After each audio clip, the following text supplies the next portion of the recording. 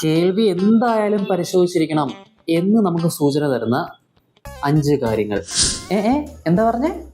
ഇന്ന് ഫ്രീക്വൻ്റ് ആയിട്ട് നിങ്ങൾക്ക് ചോദിക്കേണ്ടി വരിക. എപ്പോഴും ചോദിക്കണം എന്നില്ല. ചില ആളുകൾ അത് ഒഴിവാക്കി കേട്ടില്ലെങ്കിൽ കേട്ടില്ല, അത് ഇഗ്നോർ ചെയ്ത് പോകുന്നവരും ഉണ്ട്. ആളുകൾ പറയുന്ന നിങ്ങൾക്ക് കേൾക്കുന്നുണ്ട്, പക്ഷെ മനസ്സിലാവുന്നില്ല. ടിവിയുടെ വോളിയം, ടി വി കാണാനിരിക്കുമ്പോൾ കൂടെയുള്ളവർ വയ്ക്കുന്നതിനെക്കാട്ടിയും വോളിയം എപ്പോഴും ശകലം കൂട്ടി വെച്ചാലേ നിങ്ങൾക്ക് കേൾക്കാൻ പറ്റുന്നുള്ളൂ.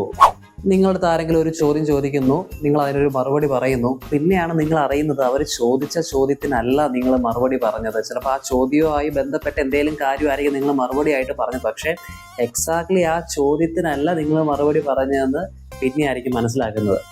ചെവിയിൽ നിന്ന് ഒരു റിങ്ങിങ് സൗണ്ട്, കൂന്നുള്ള സൗണ്ട് കേട്ടുകൊണ്ടിരിക്കുക, ഈവൻ വെൻ ഇറ്റ്സ് ക്വയറ്റ്. ഈ പറഞ്ഞ കാര്യങ്ങൾ ഏതെങ്കിലും 2 അതിൽ കൂടുതലോ സൈനുകൾ നിങ്ങൾ ശ്രദ്ധിച്ചിട്ടുണ്ട് എന്നുണ്ടെങ്കിൽ പ്ലീസ് ഡോണ്ട് വെയിറ്റ്.